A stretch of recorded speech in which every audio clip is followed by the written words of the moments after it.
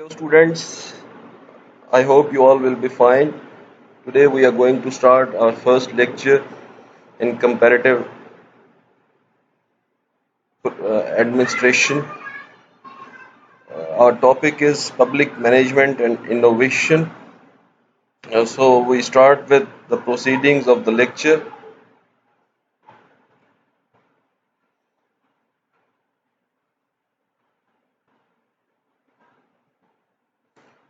Definition of innovation.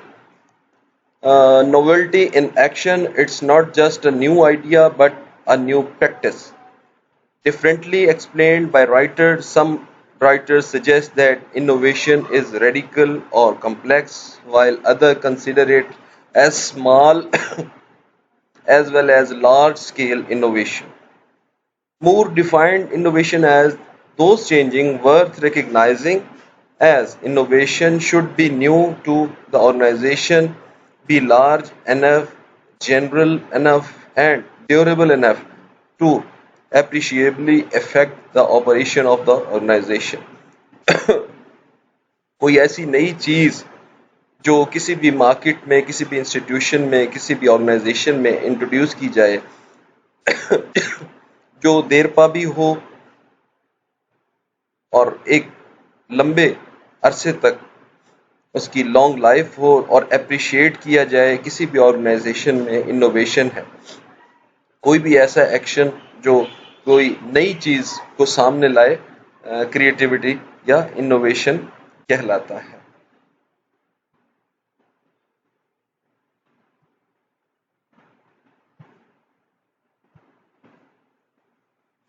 Most of innovation theory and literature is derived from new product development such as private sector. Innovation in governance and public service are more uncertain. Here innovation may not be just a physical change but a change in relationship between service providers and by their users. Diffusion of innovation. This theory suggests that how new technological and other advancements spread throughout societies from introduction to wider adoption.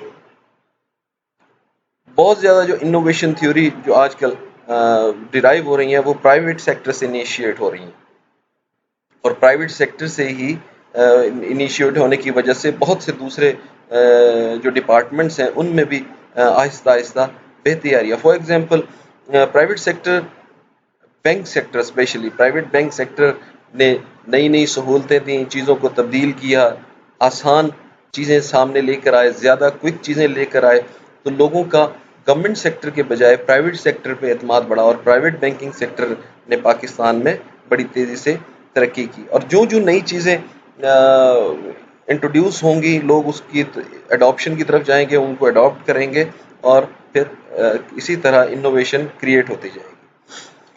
Difference between private sector and public sector innovation. Private sector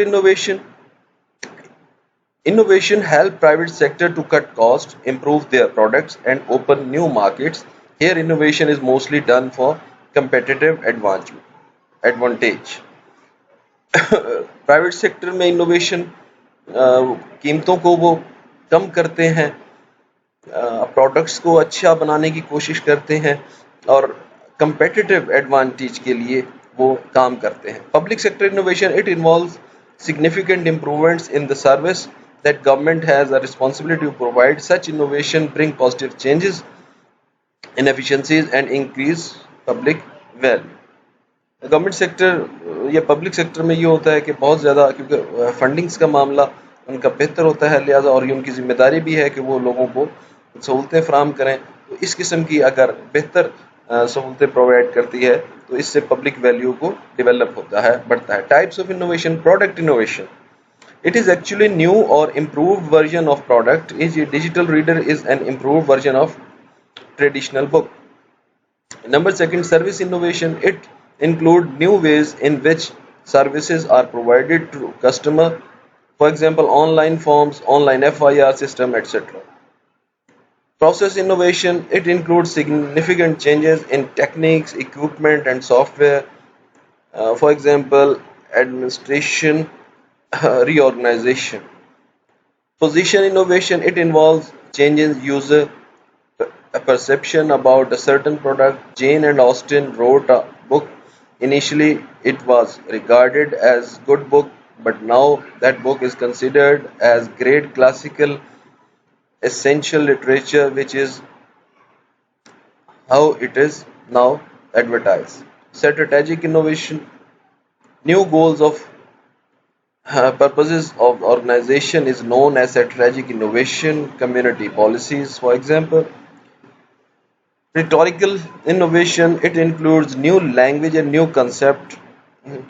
Congestion changing, congestion charging, for example, London. Innovation in public services and historical perspective. Public, private sector, public sector, traditional public administration, new public management, and network governance. These are the five components of innovation in public service and historical perspective. Okay. Private sector. The private sector is a part of country's economy that is not controlled directly by the government, like household businessman. Private sector वो sector है जो government को part तो play करता है economy में, लेकिन वो पर्सनल उसका ज़ाती है, पर्सनल बिजनेस है. In private sector the focus is on managers and staff as sources of innovation, both working inside the organisation and networking outside it. उसका ज़्यादातर इन्हिसार उन मैनेजर्स पर होता है, एडमिनिस्ट्रेशन पर होता है, जो प्राइवेट सेक्टर में काम कर रहे होते हैं, और यही इनोवेशन लाने की कोशिश करते हैं, तब्दीली लाने की कोशिश करते हैं. Public sector is the portion of an economic system that is controlled by national, state, provincial and local governments. In the public sector, we have to consider the role of policy makers and policy advisors in innovation process. Public sector में आम तौर पर government इसको चलाती है, सूबाई हुकूमतें भी होती हैं, लोकल गवर्नमेंट भी, सिटी गवर्नमेंट्स भी होती हैं. इसमें पॉलिसी मेकर्स का और एडवाइज़र का बड़ा इंपॉर्टेंट रोल है. उनकी तरफ देखते हैं कि वो कैसी पॉलिसी बनाते हैं. ख़ास तौर पर अगर करंटली अगर हम बजट को देखें तो बजट बनने जा रहा है, इसमें जितने भी policy advisor, policy maker, economic policy makers हैं, उनका बड़ा करैक्टर है. और पब्लिक सेक्टर में लोग उनकी तरफ देखते हैं कि वो ऐसी पॉलिसी बनाएंगे जिससे लोगों की बेहतरी हो. आपने एक वो आपने सुना होगा पुअर मैन बजट, जो सबसे पहले लियाकत अली खान ने पेश किया. तो उस वक्त क्योंकि हिंदुस्तान में आपको पता होगा उस वक्त 1937 के इलेक्शन के बाद हालात बड़े दगरदूर थे, और लियाकत अली खान को ये मिनिस्ट्री फाइनेंस की दी भी इसीलिए गई थी कि इनसे ये कंट्रोल नहीं होगा और मुस्लिम लीग के लिए बदनामी का बाइस बनेगा. लेकिन खैर उन्होंने बड़ा अच्छा कंट्रोल किया. और पुअर मैन बजट ये काम एडवाइज़र्स का है, पॉलिसी मेकर्स का है, कि जब उनके पब्लिक सेक्टर में जब उनके पास कोई रिस्पॉन्सिबिलिटी आती है तो वो इस बेहतर अंदाज से उसको निभाते हैं कि वो लोगों की उम्मीदों पर पूरा उतरते हैं. ठीक. Traditional public administration.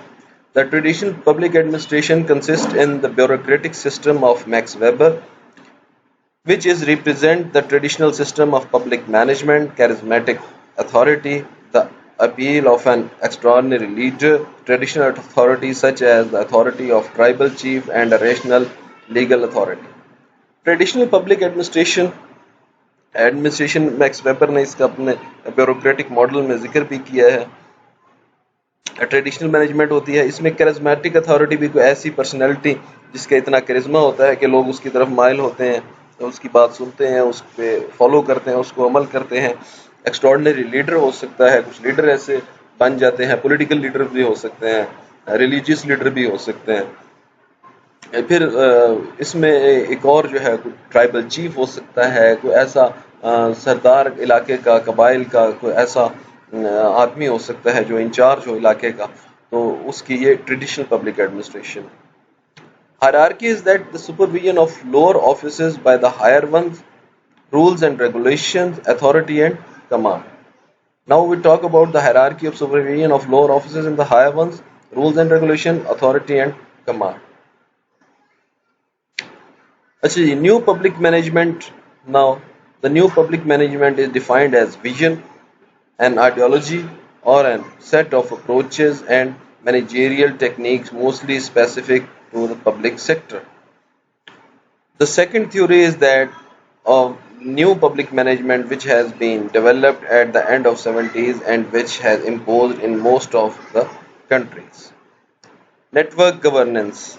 Network governance can be defined as interconnectedness of independent units of authority and power, whether individual, community, state, or corporate.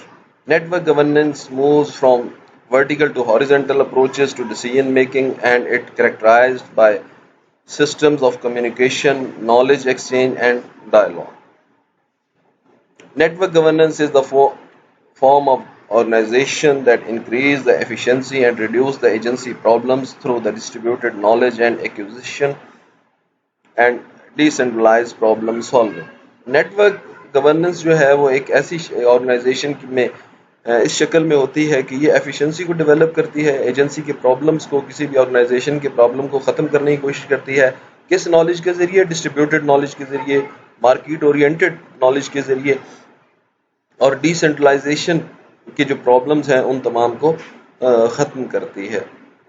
तो ये इस पे अगर हम ये कहें कि ये एक ऐसा सिस्टम है जिसमें हम तमाम चीज़ों को देखते हैं, तमाम चीज़ों को वॉच करते हैं, पब्लिक और प्राइवेट सेक्टर की रिस्पॉन्सिबिलिटी को चेक करते हैं, इनोवेशन और प्राइवेट सेक्टर और पब्लिक सेक्टर के दरमियान जो इनोवेशन का डिफरेंस है उसको चेक करते हैं, और दूसरी वो तमाम चीज़ें देखते हैं जो पब्लिक मैनेजमेंट और इनोवेशन में आती हैं. इसके लिए अब मैंने आपको एक बुक मैंने आपको ऑलरेडी बताई हुई है, वो आपके पास PDF में किताब मौजूद होगी तमाम स्टूडेंट्स के पास, उसको देख लें. इसका दूसरा हिस्सा जो पब्लिक मैनेजमेंट एंड इनोवेशन में है, इसका दूसरा लेक्चर इसी के उसमें परस्यूट में हम आगे चलाएंगे. दूसरा लेक्चर मैं आपको डिलीवर कर दूंगा. तो इसके मुतालिक कोई क्वेश्चन हो, कोई ऐसा जो चीज़ आपको समझ ना आए तो आप क्वेश्चन कर सकते हैं. सवाल हमारी क्लास का टाइम आपको पता है, तो इंशाल्लाह we will start with the new lecture very soon. Take care. अल्लाह हाफिज़.